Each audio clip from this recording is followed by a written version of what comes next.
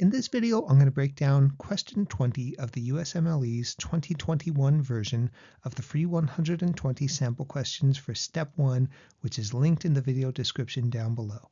As always, if you haven't taken a look at this question yet, I encourage you to pause the video, try working through the question on your own, then come back here and check out the breakdown.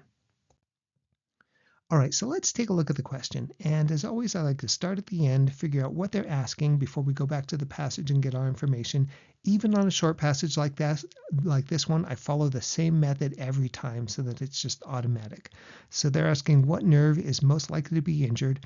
And so thinking about what kind of question type this is, mechanism versus diagnosis versus association. This sounds like mechanism to me. And so I'm gonna think about the mechanism of what could be going on with these different injuries. So we've got a 14-year-old boy hitting the baseball bat on the lateral side of the leg below the knee and unable to dorsiflex the foot. So when I'm looking at these questions, I always pay close attention to the hard physical exam finding, where the injury occurred. That guides the physical exam, what we're going to look at, but it's the physical exam finding that actually tells me what's injured. So we've got inability to dorsiflex.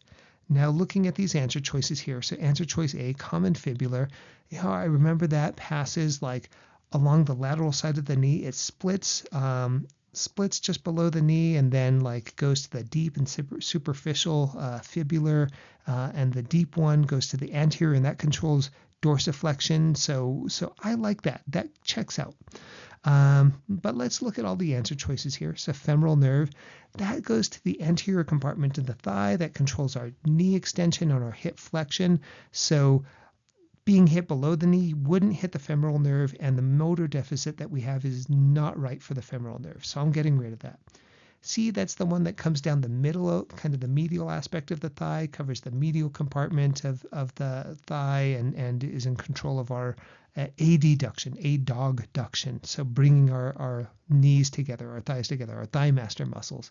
And so obturator, wrong spot for the injury and wrong motor deficit, so we'll cross that out. Now D, sural nerve. Now, maybe I don't remember what the sural nerve is. It's not one that I remember seeing in some of the resources I looked in. So I don't know what to do with that. I'm going to put a question mark next to it and just put it on hold.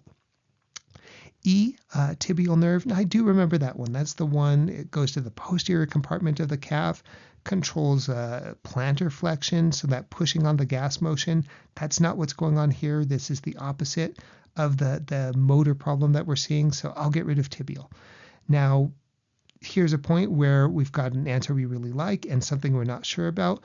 And so the last thing we want to do is jump ship on our common fibular nerve and pick the sural nerve, which we don't know anything about. That's a great way to lose points on test day. So A is the correct answer.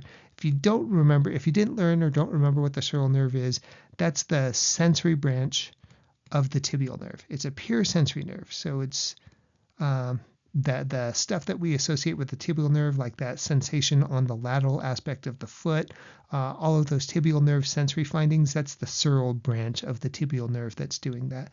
And so that's pure sensory, no motor. So if we knew that, then there's no way that could be the right answer, because a sural nerve injury wouldn't cause any motor deficit. It would just be pure sensory stuff. So that's how I would work this problem. I hope this was helpful. If you like this video, check out some of the other videos in this series. And as always, I hope this helps you out on test day.